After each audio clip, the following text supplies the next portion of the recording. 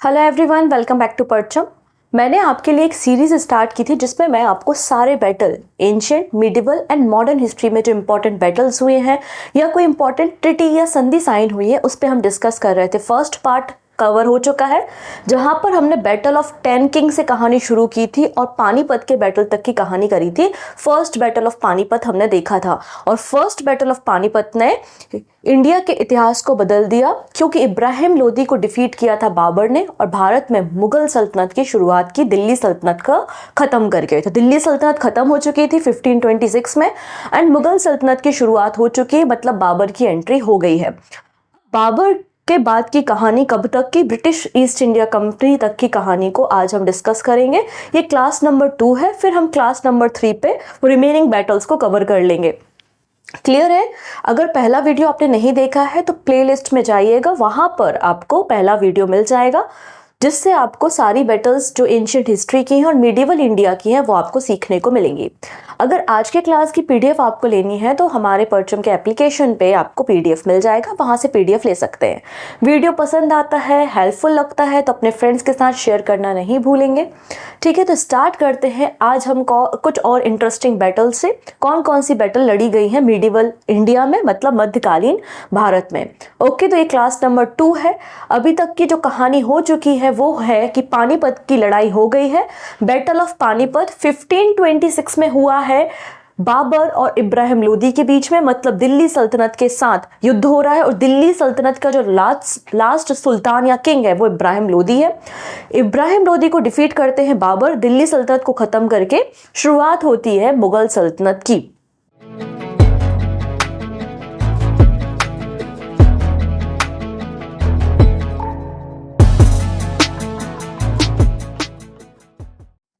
अब यहाँ पे अगर हम बाबर का टाइम पीरियड देखते हैं ना, बहुत कम है। 1526 पे वो गद्दी पर बैठते हैं, 1530 में उनकी डेथ हो जाती है।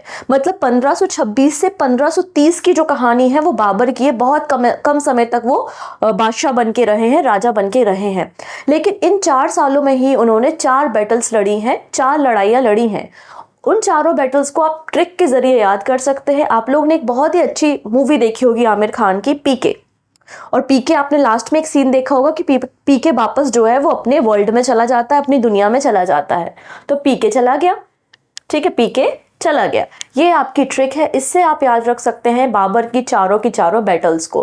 फर्स्ट बैटल 1526 में लड़ी थी, बैटल ऑफ पानीपत था बाबर और इब्राहिम लोदी के बीच में। बाबर जीतता है, इब्राहिम लोदी की हार होती है। सेकेंड है 1527 का 1527 का बैटल ऑफ खनवा। खनवा की जो लड़ाई होती है वो आप देखेंगे राणा सागा ऑफ मेवाड़ और बाबर के बीच में होती है। तो राणा सागा ऑफ मेवाड़ की डिफीट होती है, राणा सागा की हार होती है, बाबर की विक्ट्री होती है। नेक्स्ट है बैटल ऑफ चंदेरी, 1528 में होती है मेदिनी राय के साथ। मेदिनी राय और बाबर की लड़ाई हो रही है, मेदिनी राय की डिफीट यहाँ पर भी होती है। एंड लास्ट बैटल होती है 1529 में, बैटल ऑफ घग्गर। ठीक है, ये जो बैटल है बेसिकली अफगानों की एक अलाइड फोर्स के साथ बाबर की लड़ाई यहाँ पर होती है। तो ये चारों बैटल सीक्वेंस में कई बार अलग अलग एग्जाम में पूछी गई है। बहुत इंपॉर्टेंट है ये चार्ट, आपको चारों बैटल्स सीक्वेंस में याद होनी चाहिए क्योंकि इनका सीक्वेंस कई बार एग्जाम में पूछा है। अगर आप लास्ट 5 ईयर के PYQs देखेंगे तो आपको ये बैटल्स देखने को जरूर मिलेंगी। तो P से हो जाएगा पानीपत, K से खनवा, फिर चला से मतलब C से हो जाएगा चंदेरी और G से हो गया घग्गर। तो पानीपत, खनवा, चंदेरी एंड घग्गर, ये 4 बैटल ये 4 बैटल बाबर लड़ता है और 1530 में 1530 में बाबर की डेथ हो जाती है। इसके अलावा कुछ लोग और भी नई नई ट्रिक्स से इन बैटल्स को याद रखते हैं। फॉर एग्जांपल एक ट्रिक ये है कि 26 में पानी पिया, 27 में खाना खाया, 28 में चल दिया, 29 में घर गया और 30 में मर गया। तो इस तरीके से भी याद रखते हैं। 26 मतलब 1526 में पानीपत की लड़ाई की, 27 में खाना खाया मतलब खनवा का युद्ध लड़ा, 28 में चला गया मतलब 28 में चंदेरी का युद्ध मेदिनी राय से लड़ा, 29 में घर गया मतलब घग्गर की लड़ाई है और 30 में मर गया मतलब 1530 में बाबर की मृत्यु है। तो इस तरीके से भी ट्रिक से लोग याद रखते हैं, जैसा भी आपको कन्वीनियंट लगता है। बस आपको ये चारों की चारों बैटल्स याद होनी चाहिए। क्लियर है? तो बाबर ने पहली लड़ाई हो चुकी है पानीपत की, सेकेंड हो रही है खनवा। देखेंगे आप 17 मार्च 1527 में बैटल ऑफ खनवा होता है। खनवा आगरा के नजदीक एक विलेज है जहां पर ये बैटल लड़ी जा रही है। ये बैटल हो रही है बाबर, जो कि मुगल सल्तनत का बादशाह बन चुका है बाबर, और राजपूत रूलर राणा सांगा। तो राणा सांगा और बाबर के बीच में लड़ाई होती है। इस बैटल में आप देखेंगे कि राणा सांगा की हार होती है और बाबर की विक्ट्री होती है। तो दिल्ली आगरा का जो पूरा रीजन है वो पूरा रीजन अब बाबर के कंट्रोल में आ चुका है। और उसके बाद बाबर जो है वो ग्वालियर का किला, धौलपुर किला, आगरा फोर्ट, इन सब पे भी अटैक करना, मतलब जो ईस्ट ऑफ आगरा का एरिया है वहां पर अटैक करना शुरू करता है। बाबर जब खनवा का बैटल जीत जाता है, राणा सांगा को पराजित कर देता है, हरा देता है, तो उसके बाद गाजी का टाइटल भी एज्यूम करता है। ठीक है, बैटल ऑफ खनवा हो गया। फिर बैटल ऑफ खनवा के बाद अगर हम देखेंगे, नेक्स्ट बात करेंगे बैटल ऑफ चंदेरी, जो कि 1528 में हो रही है। और चंदेरी जो है वो मध्य प्रदेश में आपको देखने को मिलेगा। और वहां पे भी एक राजपूत रूलर है जिनका नाम है मेदिनी राय। तो मेदिनी राय और बाबर के बीच में लड़ाई हो रही है जिसमें विक्ट्री हो रही है बाबर की। नेक्स्ट है बैटल ऑफ घग्गर, जो कि 1529 में हो रही है। घग्गर रिवर के किनारे, कहां पर? छपरा, बिहार में। ठीक है, महमूद लोदी जो कि अफगान रूलर है, तो अफगानों के बीच में एक अलाइड फोर्स बनती है जिसको लीड कर रहे होते हैं महमूद लोदी। ये महमूद लोदी वही है जो इब्राहिम लोदी के भाई है। ठीक है, सॉरी, इब्राहिम लोदी का बेटा है। तो इब्राहिम लोदी नहीं, अफगान रूलर है महमूद लोदी, उनके साथ मुगल एम्परर बाबर की लड़ाई होती है जिसमें बाबर की जीत यहाँ पर हो जाती है। तो ये बैटल्स हैं जो कि लड़ी गई हैं बाबर के द्वारा। अगर आप बाबर की पूरी कहानी या पूरे मुगल सल्तनत को पढ़ना चाहते हैं, पूरी हिस्ट्री को पढ़ना चाहते हैं, तो आप हमारा एसएससी जनरल अवेयरनेस टारगेट 2024 का जो बैच है उसको ले सकते हैं। इसमें आपको सारे टॉपिक डिटेल में विद PYQs पढ़ाए जाएंगे और जनवरी से डाउट सेशंस भी स्टार्ट हो जाएंगे। आप कंप्लीट कोर्स भी ले सकते हैं, अदरवाइज इंडिविजुअल पैकेज को भी आप ले सकते हैं, कोर्स को भी परचेस किया जा सकता है। परचेस कहाँ से करना है या कोर्स को कैसे देखना है, इंडेक्स कैसे देखें, तो आप देखेंगे कि डिस्क्रिप्शन में आपको एक लिंक दिखेगी जहाँ से आप कोर्स तक पहुँच जाएंगे। अदरवाइज आप प्ले स्टोर पे जाइएगा, परचम के एप्लीकेशन को डाउनलोड करना और फिर वहाँ पर आपको SSC general awareness target 2024 course मिलेगा। आप इस कोर्स में जाकर इसके पूरे इंडेक्स को, फैकल्टीज़ को, डेमो लेक्चर्स को देख सकते हैं। उसके बाद आप इस कोर्स को खरीद भी सकते हैं। क्लियर है? आइए अब हम कुछ और बैटल को डिस्कस करते हैं। तब तक आप हमारे इस वीडियो को शेयर ज़रूर कर देंगे अपने फ्रेंड्स के साथ। नेक्स्ट बात करते हैं बैटल ऑफ चौसा। बाबर का बेटा होता है हुमायूं, और हुमायूं फिर 1530 में जब बाबर की डेथ हो जाती है तो गद्दी पर बैठता है। ठीक है, बिठाल देते हैं हुमायूं को हम गद्दी पे। हुमायूं का जीवन आप देखेंगे ना, एकदम संघर्षों से बड़ा भरा रहा है, हमेशा लड़ाई करता रहा और लड़ाइयों में जनरली वो हारता रहा। लास्ट में एक आध बैटल उसने जीती है बस। ठीक है, और फिर वो सीढ़ियों से गिर गया और सीढ़ियों से गिर के मर गया। खैर, हम बात करेंगे बैटल ऑफ चौसा के बारे में। तो बैटल ऑफ चौसा लड़ी जाती है हुमायूं और शेर शाह सूरी के बीच में। शेर शाह सूरी कौन है? तो शेर शाह सूरी को फरीद खान के नाम से जाना जाता है और इसने सूरी डायनेस्टी, सूरी जो वंश है उसकी शुरुआत भारत में की थी। ठीक है, अगर इसका हम शेर शाह सूरी का अगर मकबरा या टॉम देखते हैं तो सासाराम बिहार में हमको देखने को मिलेगी। तो यहाँ पर शेर शाह सूरी और हुमायूं के बीच में दो इंपॉर्टेंट बैटल होती हैं। एक होती है बैटल ऑफ चौसा और एक होती है बैटल ऑफ कन्नौज। और दोनों बैटल में शेर शाह सूरी डिफीट करता है किसे? हुमायूं को। और इस तरीके से कुछ समय के लिए मुगल सल्तनत खत्म होती है और सूरी वंश शुरू होता है। जब शेर शाह सूरी की डेथ हो जाती है तो वापस से पावर में आता है हुमायूं, मतलब मुगल सल्तनत वापस से पावर में देखने को मिलेगी। क्लियर है? चलिए हम बात करेंगे 1539 में होता है बैटल ऑफ चौसा और 1540 में होता है बैटल ऑफ कन्नौज। तो ये दोनों बैटल एग्जाम में पूछी जाती है। चौसा का बैटल बहुत इंपॉर्टेंट है और फिर कन्नौज का बैटल। क्लियर है? देख लेते हैं। 1539 में चौसा बिहार में एक बैटल लड़ी जा रही है जिसे बैटल ऑफ चौसा कहा जा रहा है। इसमें शेर शाह सूरी और हुमायूं की बैटल हो रही है जिसमें विक्ट्री किसकी हो रही है? शेर शाह सूरी की हो रही है। फिर बैटल ऑफ कन्नौज होता है 1540 में, कन्नौज उत्तर प्रदेश में। इसमें भी ये बैटल शेर शाह सूरी और हुमायूं के बीच में होती है और शेर शाह सूरी की विक्ट्री होती है। तो दोनों बैटल में हार किसकी हुई है? हुमायूं की हुई है। उसके बाद वापस से एक और बैटल होती है जिसको हम बैटल ऑफ बिलग्राम के नाम से जानते हैं। ये भी 1540-1540 में होती है, शेर शाह सूरी और हुमायूं के बीच में। और हुमायूं अगेन हारता है और इतना मतलब मजबूर हो जाता है कि उसे भारत छोड़ के, अपनी टेरिटरी वगैरह को छोड़ के जाना पड़ता है। ठीक है, इसके बाद यहाँ से शुरू हो जाती है सूरी डायनेस्टी, मतलब सूर वंश की शुरुआत यहाँ पर हो चुकी है शेर शाह सूरी के द्वारा। जब तक ये जिंदा है तब तक हुमायूं नहीं आएगा और जब इनकी डेथ हो जाएगी तो हुमायूं वापस से इंडिया पर आ जाएगा। ठीक है, तो हम बात करते हैं किस तरीके से वापस एंट्री होती है हुमायूं की। तो हुमायूं दो बैटल वापस लड़ेगा। एक है बैटल ऑफ माछीवाड़ा एंड दूसरा है बैटल ऑफ सरहिंद। पहले होती है battle of Machhiwara. Battle of Machhiwara Mughal emperor के जो बादशाह है, मतलब आप देखेंगे मुगल सल्तनत और सूरी एम्पायर के बीच में ये बैटल 1555 1555 में हो रही है, बैटल ऑफ माचीवारा। हुमायूं और अपना सूरी एम्पायर के बीच में। माचीवारा जो जगह है वो लुधियाना डिस्ट्रिक्ट ऑफ इंडिया में, पंजाब के पास आपको देखने को मिलेगी। 1555 में लड़ाई होती है, बैटल ऑफ माचीवारा। नेक्स्ट होता है बैटल ऑफ सरहिंद, और बैटल ऑफ सरहिंद भी हुमायूं के बीच में और सूरी डायनेस्टी के किंग सिकंदर शाह सूरी के बीच में होती है। सिकंदर शाह सूरी जो कि बेटा है शेर शाह सूरी का, तो शेर शाह सूरी के बेटे सिकंदर शाह सूरी और हुमायूं के बीच में जो बैटल हो रही है वो बैटल ऑफ सरहिंद है। ये बैटल भी 1555 मतलब 1555 में हो रही है। और इस बैटल में क्या होता है, हुमायूं जीत जाता है और सिकंदर शाह सूरी हार जाता है। मतलब सूरी एम्पायर खत्म हुआ और वापस से मुगल सल्तनत की शुरुआत हो गई। वापस से हुमायूं जो है वो गद्दी पर बैठ गया।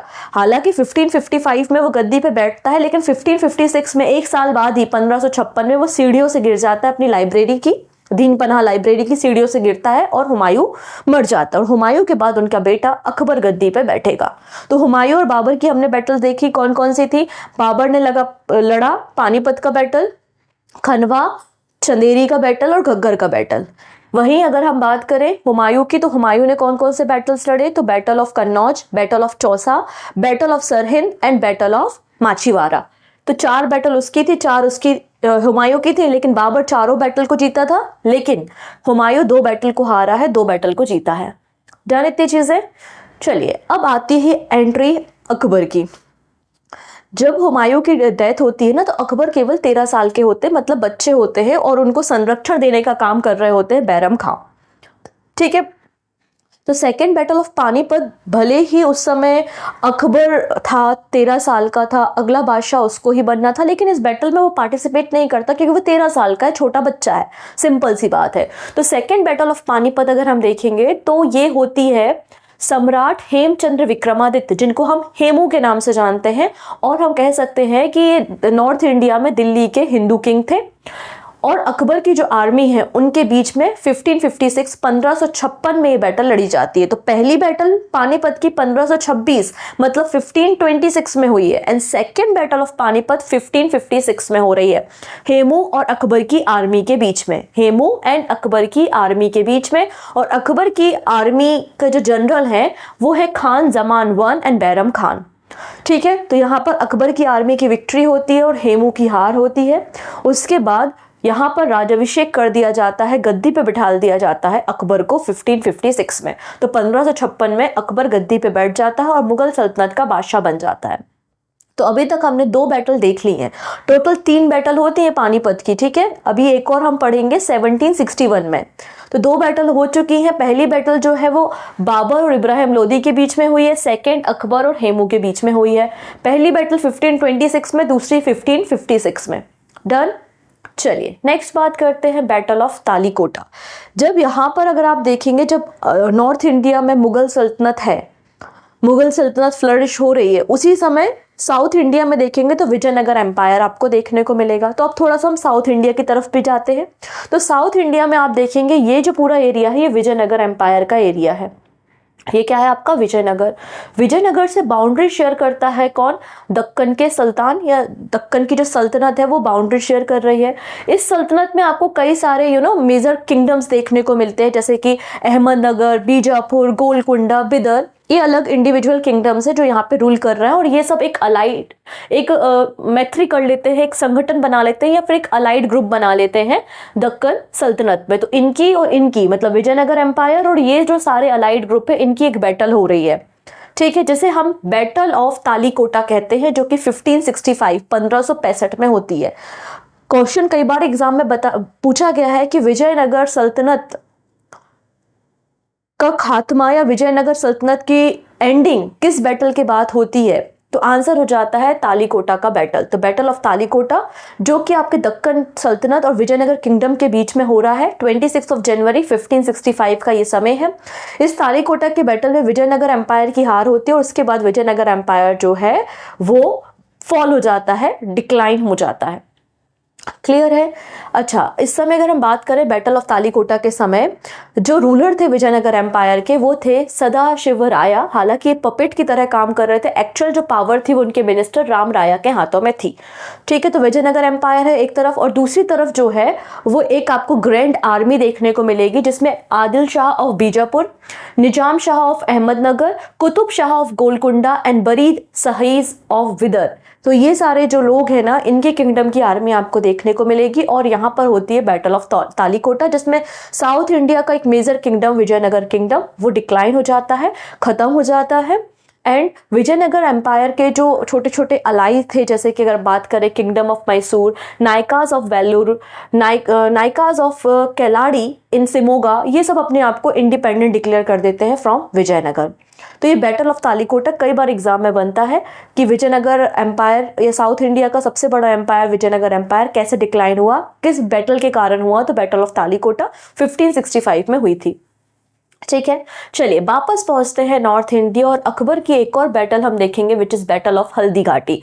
हल्दी घाटी का युद्ध बहुत ही फेमस युद्ध है ये। बैटल ऑफ हल्दी घाटी 18 जून 1576 में हो रहा है। 1576 में हल्दी घाटी का युद्ध हो रहा है। किसके बीच में? मुगल फोर्स है एक तरफ, और मुगल फोर्स को लीड कर रहा है मानसिंह वन। ठीक है, मुगल फोर्स को लीड कौन कर रहा है? मानसिंह वन। दूसरी तरफ जो फोर्सेस है वो किसकी है? मेवाड़ की फोर्सेस है, महाराणा प्रताप की फोर्सेस है। तो महाराणा प्रताप और अकबर के बीच की जो बैटल होती है उसे ही हम बैटल ऑफ हल्दी घाटी कहते हैं। क्लियर? तो ये भी इंपॉर्टेंट है कि बैटल ऑफ हल्दी घाटी कब लड़ी गई, तो आंसर हो जाएगा 1576, 1576 में हुई। किसके बीच में हुई? तो मेवाड़ और मुगल सल्तनत के बीच में। मेवाड़ में मतलब महाराणा प्रताप है, और मुगल तरफ कौन है? अकबर है। अकबर की जो सेना को लीड कर रहा है वो राजा मानसिंह है। इसमें मुगल की विक्ट्री होती है। महाराणा प्रताप को सपोर्ट कौन सी ट्राइब करती है? तो महाराणा प्रताप को इस बैटल में सपोर्ट करती है भील ट्राइब। तो ये भी क्वेश्चन बना हुआ है, भील ट्राइब। ठीक है, नेक्स्ट बात करते हैं। अब यहाँ पे अकबर हो गया। अकबर के बाद अगर हम बात करें अगला जो पावरफुल रूलर है या लास्ट पावरफुल जो रूलर है मुगल एम्पायर का, वो है औरंगजेब। तो औरंगजेब की अब कहानी को थोड़ा सा समझते हैं बैटल्स के जरिए। होता क्या है, जब शाहजहां बहुत बीमार हो जाते हैं, उनकी तबीयत एकदम खराब हो जाती है, तो अपने सल्तनत को वो संभाल नहीं पाते। तो उनके जो बेटे होते हैं, 4 बेटे, उनके बीच में ना बैटल ऑफ सक्सेशन कि अगला राजा कौन बनेगा। तो बैटल ऑफ सक्सेशन की शुरुआत हो जाती है कि अगला राजा गद्दी पे कौन बैठेगा। तो बैटल ऑफ सक्सेशन की जब हम बात करते हैं तो बहुत इंपॉर्टेंट एक बैटल है which is the battle of Dharmat, जिसको हम बैटल ऑफ धर्मत पूर्व के नाम से भी जानते हैं। ये बेसिकली उज्जैन मध्य प्रदेश में आपको देखने को मिलेगा। ठीक है, चलिए, नर्मदा रिवर के किनारे आसपास का ये एरिया है बेसिकली जहाँ पर ये बैटल लड़ी जाती है मध्य प्रदेश में। तो यहाँ पे शाहजहां जब तबीयत उनकी ख़राब हो जाती है, उसके बाद जो मुगल प्रिंसेस होते हैं उनके बीच में बैटल ऑफ सक्सेशन शुरुआत होती है, जिसे हम बैटल ऑफ धर्मत के नाम से भी जानते हैं। बैटल ऑफ धर्मत अगर हम बात करें तो अब यहाँ पे औरंगजेब चाहता है कि वो गद्दी पे बैठे। तो औरंगजेब को मतलब औरंगजेब की पावर बढ़ रही थी, वो लगातार अपने भाइयों से फाइट भी कर रहा था। तो शाहजहां क्या करते हैं, अपनी जो, क्योंकि शाहजहां या जो भी पुराने मुगल बादशाह रहे हैं उनको राजपूतों ने हमेशा सपोर्ट किया है जोधा भाई के टाइम से, अकबर के समय से। तो यहाँ पर भी जो राजपूत अलाइड है या राजपूत आर्मी है वो शाहजहां को सपोर्ट करती है, और शाहजहां अपनी आर्मी को भेजता है किसके लिए? औरंगजेब की जो पावर है उसको सप्रेस करने के लिए, औरंगजेब को रोकने के लिए कि वो दिल्ली तक ना पहुंचे और गद्दी पर ना बैठे, क्योंकि शाहजहां चाहते हैं कि दिल्ली में दारा सिकोह ही बैठे। ठीक है, और औरंगजेब तो ठान के बैठा है कि मैं ही गद्दी पे बैठूंगा। इस तरीके से बातें हो रही हैं। तो जसवंत सिंह जो कि यूनाइट करते हैं अपनी राजपूत अलाइड फोर्सेस को, और आपके शाहजहां की जो इंपीरियल फोर्स है उनको एक साथ इकट्ठा करते हैं, और औरंगजेब के खिलाफ यहाँ पे फाइट होती है। तो यहाँ पर देखेंगे एक तरफ है औरंगजेब, दूसरे तरफ है महाराजा जसवंत सिंह। इनके बीच में जो बैटल हो रही है इसे ही हम बैटल ऑफ धर्मतपुर के नाम से जानते हैं। 15 अप्रैल 1658 में ये बैटल लड़ी जाती है। ठीक है, नेक्स्ट आता है बैटल ऑफ सामूरगढ़। ये बैटल भी कई बार एग्जाम में पूछी गई है। बैटल ऑफ सामूरगढ़ जो है वो दारा सिकोह और औरंगजेब के बीच में होती है नियर आगरा 1658 में, जिसमें एक तरफ औरंगजेब होते हैं, एक तरफ दारा सिकोह होते हैं बैटलफील्ड में, और औरंगजेब दारा सिकोह को हरा देते हैं, आगरा पहुंच जाते हैं, शाहजहां को बंदी बना लेते हैं और खुद गद्दी पे बैठ जाते हैं। क्लियर है? तो बैटल ऑफ सामूरगढ़ याद रखना है, दारा सिकोह जो कि औरंगजेब के भाई हैं और शाहजहां के बेटे हैं, उनके बीच में ये बैटल हो रही है। ठीक है। चलिए अब औरंगजेब के बारे में थोड़ी सी और कहानी हम देखते हैं। तो दक्कन का एरिया था, क्योंकि औरंगजेब ने हमेशा साउथ की तरफ अपने कैंपेन्स को अधिकतर रन किया है। उनका मेन एजेंडा जो साउथ की टेरिटरी था उसको एनेक्स करना था। लेकिन साउथ में अगर हम दक्कन का एरिया देखेंगे तो दक्कन में जो पावरफुल, अगर हम सेना बात करें या पावरफुल रूलर्स की बात करें तो वो मराठास थे। ठीक है, तो यहाँ पे औरंगजेब को डर था कि दक्कन के एरिया में मराठा एम्पायर में आप देखेंगे या यहाँ पे अगर छत्रपति शिवाजी महाराज से वो काफ़ी डरते थे कि छत्रपति शिवाजी महाराज अगर गद्दी पे बैठ गए, उनको अगर राज्याभिषेक करा दिया गया तो हमारे लिए बहुत समस्याएं पैदा हो जाएंगी। तो यहाँ पर एक और कंपनी, एक और ट्रिटी के बारे में हमें जानकारी मिलती है, which is treaty of Purandar. Treaty of Purandar से पहले हम कुछ बैटल्स देखेंगे जो महाराणा प्रताप ने लड़ी हैं और उसके बाद ट्रिटी ऑफ पुरंदर को साइन किया है। ठीक है, ये बैटल एग्जाम में बन सकती है, बहुत ज़्यादा प्रोबेबिलिटी है। इसका रीज़न में थोड़ी देर में मैं आपको बताती हूँ क्यों ये क्वेश्चन इतना इंपॉर्टेंट है। बैटल ऑफ प्रतापगढ़, तो बैटल ऑफ प्रतापगढ़ 1659 में लड़ा जाता है। ठीक है, प्रतापगढ़ जो टाउन है वो सतारा डिस्ट्रिक्ट ऑफ महाराष्ट्र में आपको देखने को मिलेगा। एक तरफ मराठा किंग छत्रपति शिवाजी महाराज है और दूसरी तरफ है आदिल शाही जनरल अफजल खान। तो अफजल खान और छत्रपति शिवाजी महाराज के बीच में जो बैटल होती है उसे हम बैटल ऑफ प्रतापगढ़ के नाम से जानते हैं। इसमें अफजल खान की हत्या कर देते हैं छत्रपति शिवाजी महाराज। मतलब बैटल ऑफ प्रतापगढ़ किसने जीती है? छत्रपति शिवाजी महाराज ने जीती। और हत्या करने के लिए, उनको मारने के लिए वो इस टाइगर क्लॉ का इस्तेमाल करते हैं जो कि लंदन के म्यूजियम में है और इसे वापस इंडिया लाया जा रहा है। तो ये करेंट अफेयर्स का मुद्दा है और करेंट अफेयर्स और स्टैटिक तो रिलेटेड होते हैं, तो इसलिए ये बैटल आपको एग्जाम में पूछी जा सकती है। क्लियर है। उसके बाद शिवाजी महाराज जो है वो सहिस्ता खान की जो फोर्सेस है उनको डिफीट करते हैं। इसके बाद बीजापुर की आर्मी को डिफीट करने का काम 1659 में करते हैं। सूरत जो कि इम्पॉर्टेंट सिटी थी, वेल्दी सिटी थी मुगल पीरियड में, तो मुगल पीरियड के समय सूरत पे अटैक करने का काम भी छत्रपति शिवाजी महाराज करते हैं। तो इसलिए यहाँ पर साइन की जाती है ट्रिटी ऑफ पुरंदर। कब होती है? 1665 में ट्रिटी ऑफ पुरंदर को साइन किया जाता है शिवाजी महाराज और राजा जयसिंह वन के बीच में। और राजा जयसिंह वन जो है वो किसके रिप्रेजेंटेटिव हैं? औरंगजेब के रिप्रेजेंटेटिव हैं। मतलब आप कह सकते हैं एक तरीके से आपके छत्रपति शिवाजी महाराज और औरंगजेब के बीच में एक ट्रिटी साइन हो रही है which is treaty of Purandar. कब हो रही है? 1665 में हो रही है। और ट्रिटी ऑफ पुरंदर में ये डिसाइड होता है कि छत्रपति शिवाजी महाराज आगरा जाके औरंगजेब से मिलेंगे और औरंगजेब के पास जब छत्रपति शिवाजी महाराज आगरा पहुंचते हैं तो उनको धोखाधड़ी करके आगरा का जो फोर्ट होता है वहां पर कैप्चर कर लिया जाता है, कैद कर लिया जाता है छत्रपति शिवाजी महाराज को। और ये कहानी आप जानना चाहते हैं तो अगेन वो ये बोलूँगी, डिटेल वीडियो आपको हमारे कोर्स में मिलेगा, कोर्स से आप इसे देख सकते हैं। चलिए अब वापस से हम पहुँचते हैं अपने नॉर्थ इंडिया में ही अगेन, बैटल ऑफ करनाल के बीच। ठीक है, अब यहाँ पर आप लोगों ने मोहम्मद शाह का नाम सुना होगा। मोहम्मद शाह एकदम बढ़िया टाइप का राजा था, कभी कभी लड़कियों के अटायर में उनके कपड़े पहन के दरबार में आया करता था। ठीक है, वो उसकी मर्जी थी। तो मोहम्मद शाह के समय दिल्ली पर हमला होता है नादिर शाह का। ये वही नादिर शाह है जो कोहिनूर हीरे को अपने साथ ले गया था। वही कोहिनूर हीरा जो कि पिकॉक थ्रोन में था और पिकॉक थ्रोन में कोहिनूर हीरा लगा हुआ था। और पिकॉक थ्रोन जिसको हम मयूर सिंहासन कहते हैं, शाहजहां ने बनवाया था। मैं उसी के बारे में बात कर रही हूँ। ये घटना है 1739 की। तो 1739 में एक बैटल होता है जिसको हम कहते हैं बैटल ऑफ करनाल। ये मोहम्मद शाह और नादिर शाह के बीच में लड़ा जाता है। ऑब्वियस सी बात है, नादिर शाह की यहाँ पे विक्ट्री होती है और नादिर शाह काफ़ी ज़्यादा जो ट्रेजरी होती है मुगल एम्पायर की, जिसमें कोहिनूर हीरा भी होता है, वो लूट कर अपने साथ ले जाता है। तो ये बैटल इंपॉर्टेंट हो जाती है हमारे लिए। ठीक है, चलिए अब मुगलों की बात तो चल रही थी। आपको भी पता है जब अकबर राजा हुआ करता था तो अकबर के समय ईस्ट इंडिया कंपनी का फॉर्मेशन हो चुका था। लेकिन जहांगीर के समय ईस्ट इंडिया कंपनी भारत में आई थी, क्योंकि जहांगीर मतलब अकबर की डेथ के बाद जब जहांगीर गद्दी पे बैठता है उस समय British East India company Bharat आती है। ठीक है, तो ईस्ट इंडिया कंपनी भारत आ चुकी है। और उसके पहले ही 1498 में पोर्चुगल्स के लोग, जैसे कि वास्को डिगामा के बारे में हम बात करते हैं, तो पोर्चुगीज जो है वो भारत में ऑलरेडी हैं, ट्रेडिंग करने के लिए दोनों आए हैं। ठीक है, अब यहाँ पे पोर्चुगीज पहले से हैं और ब्रिटिश ईस्ट इंडिया कंपनी आ गई है, दोनों ट्रेड करना चाह रहे हैं, तो दोनों के बीच में कॉन्फ्लिक्ट तो होंगे, दोनों के बीच में लड़ाइयाँ तो होंगी। तो एक और इम्पॉर्टेंट लड़ाई आपको देखने को मिलेगी जिसमें पोर्चुगीज की पावर एकदम खत्म कर दी गई थी by the British East India company. इसे हम बैटल ऑफ स्वाली के नाम से जानते हैं।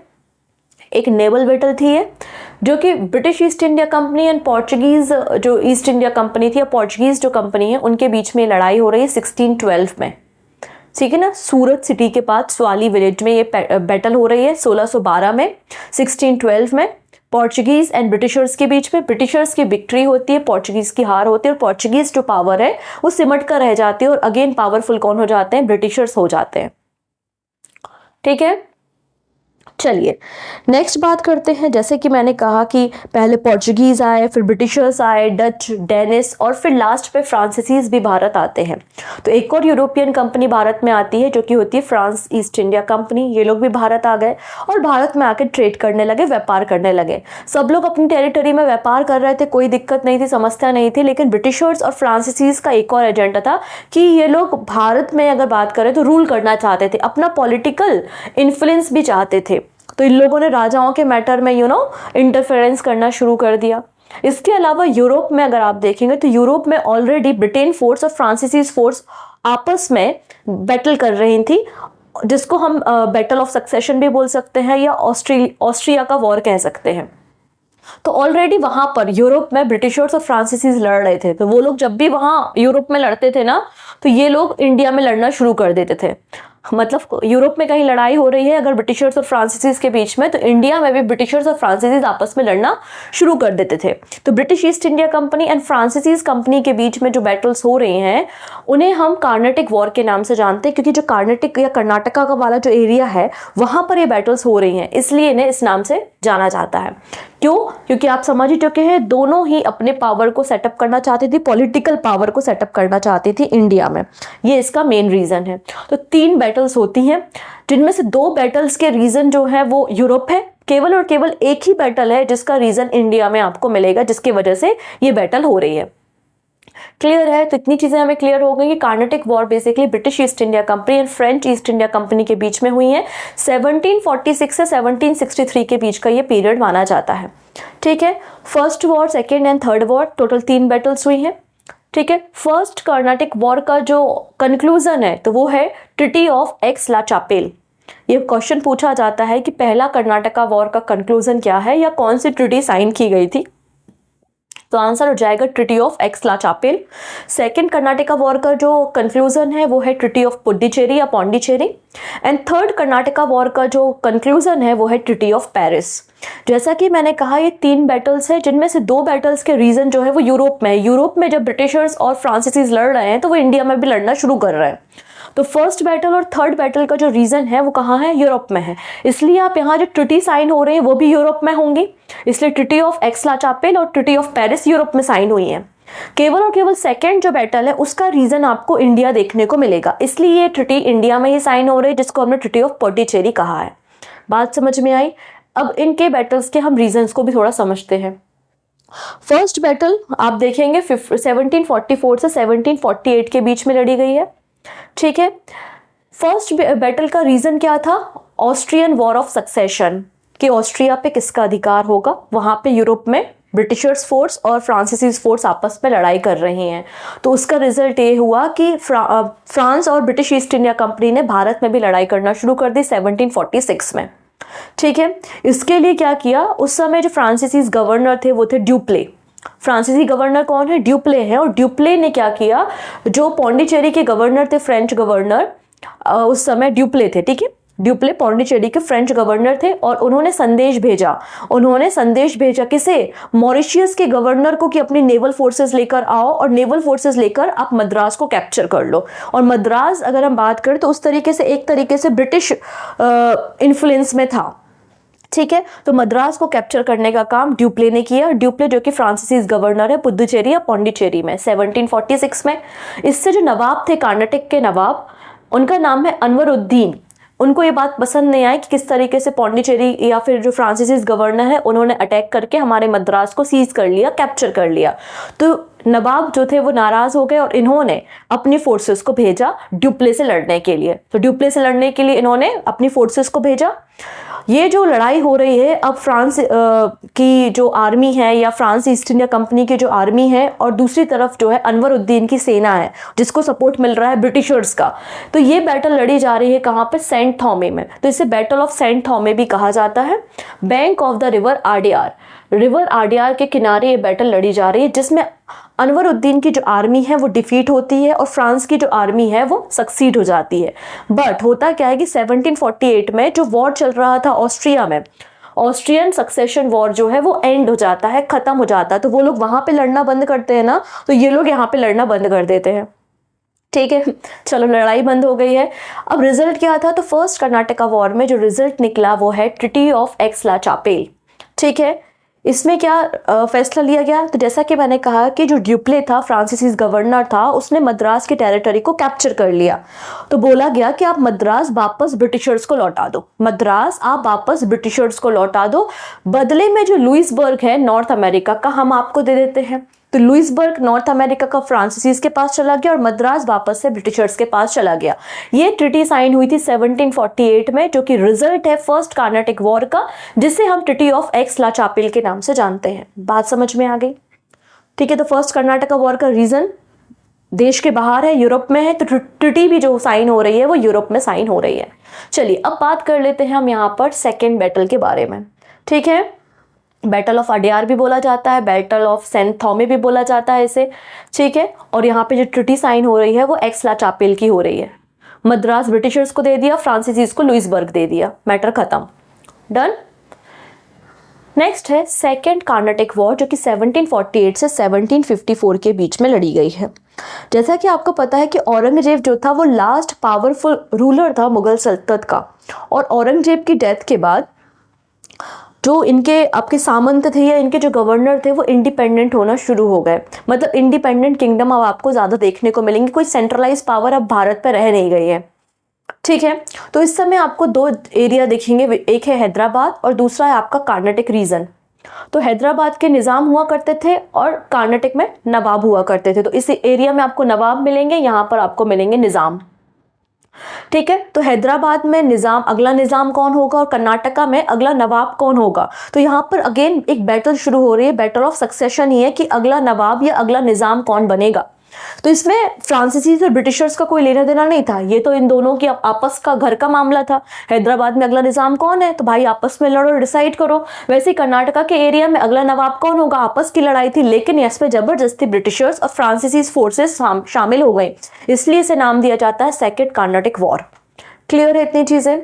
अब यहाँ पे जो लोग इन्वॉल्व हैं उनको हम देखेंगे। तो यहाँ पे जो कर्नाटक एरिया है इसकी कैपिटल है आरकोट। इसकी कैपिटल क्या है? कैपिटल है आरकोट। यहाँ पर मोहम्मद अली और चंदा साहेब इन्वॉल्व है, जो कि नवाब बनना चाहते हैं कर्नाटक एरिया का। फिर हैदराबाद के निज़ाम की बात करें तो मुजफ्फर जंग और नासिर जंग, मुजफ्फर जंग और नासिर जंग ये दो व्यक्ति हैं जो हैदराबाद के निज़ाम बनना चाहते हैं। तो एक तरफ नवाबों की बात है और एक तरफ निज़ाम की बात है। ठीक है, कहानी ऐसी थी, जो हैदराबाद का निज़ाम था आशफ शाह, उसकी डेथ हो जाती है 1748 में। और जब 1748 में उनकी डेथ हो जाती है तो अब लड़ाई होती है मुजफ्फर जंग और नासिर जंग के बीच में। मुजफ्फर जंग जो कि सन होता है किसका? आसफ शाह का। और नासिर जंग जो कि सन है, बेटा है आसफ शाह का, और वही मुजफ्फर जंग जो कि ग्रैंड सन है आसफ शाह का। तो मुजफ्फर जंग और नासिर जंग के बीच में लड़ाई होती है कि अब हैदराबाद का निज़ाम कौन बनेगा। तो दो पार्टी हो गई, एक मुजफ्फर जंग की और एक नासिर जंग की। सेम टाइम पे, सेम पीरियड पे जो नवाब ऑफ कर्नाटक होते हैं दोस्त अली, इनकी भी डेथ हो जाती है। और जब इनकी डेथ हो जाती है तो अब प्रॉब्लम आ जाती है कि अगला नवाब कौन बनेगा, अगला नवाब कौन बनेगा। तो एक तरफ है अनवरुद्दीन और दूसरी तरफ है चंदा साहिब, इनके बीच में लड़ाई हो रही है। ठीक है, एक तरफ है अनवरुद्दीन और दूसरी तरफ कौन है? चंदा साहिब है।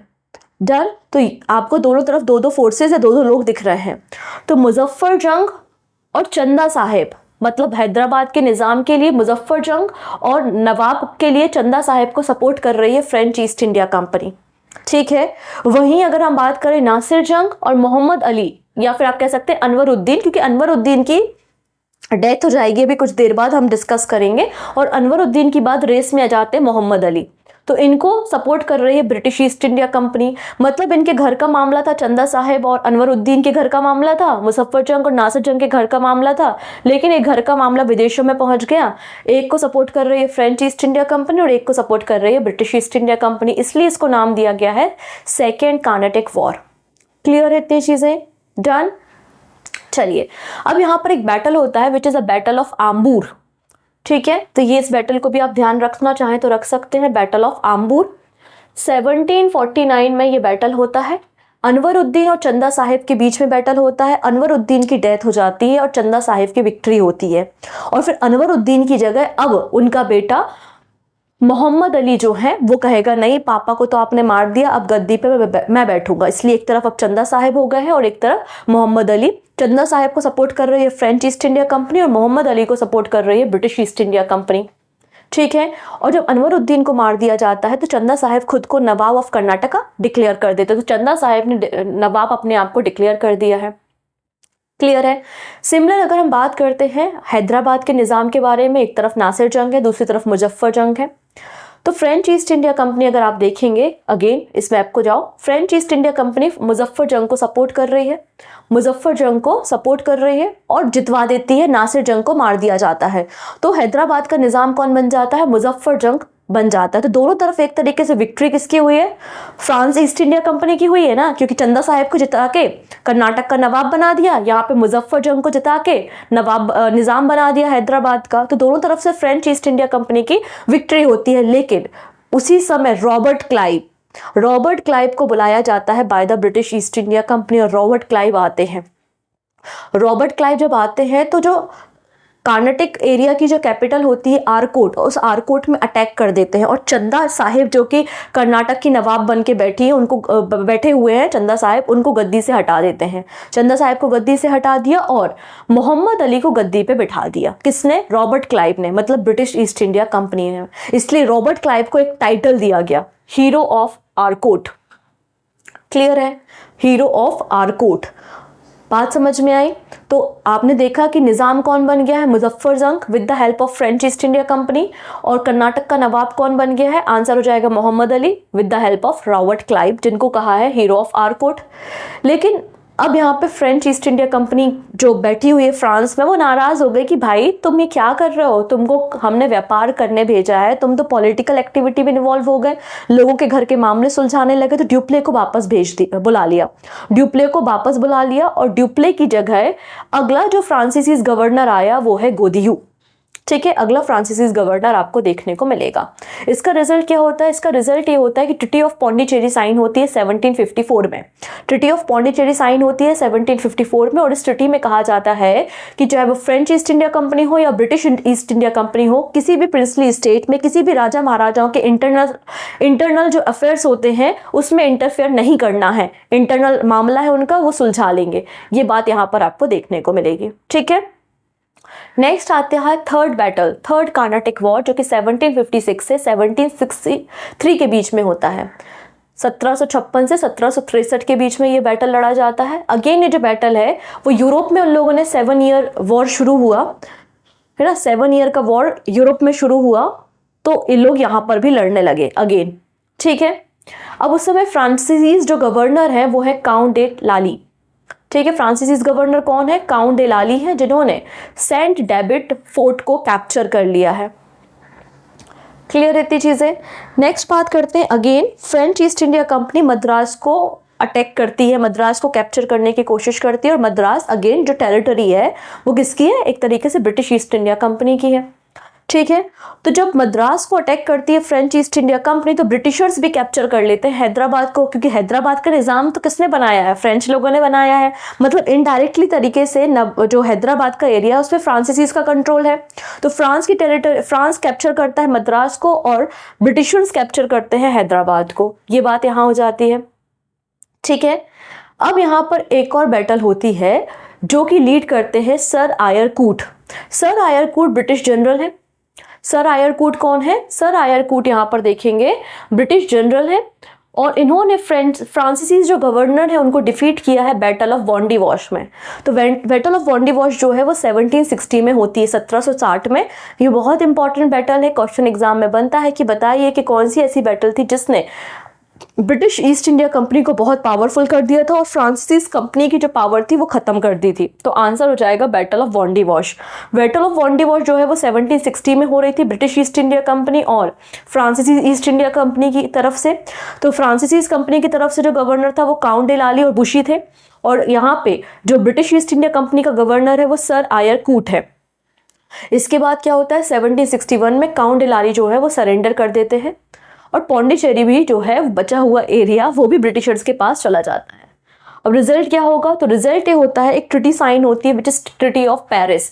1763 में एक ट्रिटी साइन होती है जिसको हम ट्रिटी ऑफ पेरिस कहते हैं। इस ट्रिटी के बाद जो पौंडीचेरी का एरिया ब्रिटिशर्स ने ले लिया है वापस फ्रांसीसीज को दे देते हैं।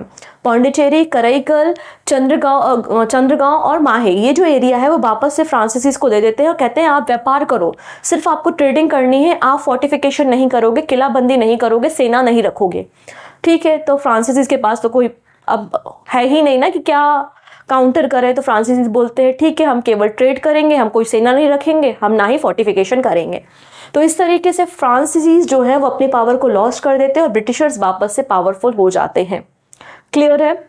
और यही वॉर है, यही बैटल है जो आगे 100 सालों तक ब्रिटिशर्स को मदद करेगा कि अब भाई कोई नहीं है तुम्हें टक्कर देने के लिए। 100 सालों तक, 200 सालों तक ब्रिटिशर्स अब भारत पे रूल करने वाले हैं, क्योंकि इसके बाद ऐसी कोई मेजर लड़ाई होगी ही नहीं जिसमें ब्रिटिशर्स को इतना स्ट्रगल करना पड़े। यहाँ से वो बहुत पावरफुल हो गए हैं।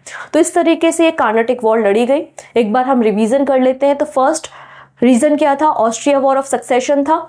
इसके अंतर्गत आपको बैटल ऑफ सेंट थॉम या फिर बैटल ऑफ अडेयार देखने को मिली और ट्रिटी साइन हुई एक्स ला चापेल, जिसमें मद्रास जो है वो ब्रिटिशर्स को दे दिया गया और लुइसबर्ग फ्रांसीसीज के हाथ आया। सेकंड कर्नाटिक वार जो था वो निज़ाम और नवाब, जो कर्नाटका के नवाब थे और हैदराबाद के निज़ाम थे, उनके सक्सेशन का बैटल था। ठीक है, इसमें आपको एक इंपॉर्टेंट बैटल देखने को मिलेगी, बैटल ऑफ आम्बेर, जिसमें अनवरुद्दीन की डेथ हो जाती है, राइट। और यहाँ पे जो ड्यूप्ले था फ्रांसीसी गवर्नर, उसको वापस बुलाया जाता है और नया गवर्नर गोदियू आपको देखने को मिल जाएगा।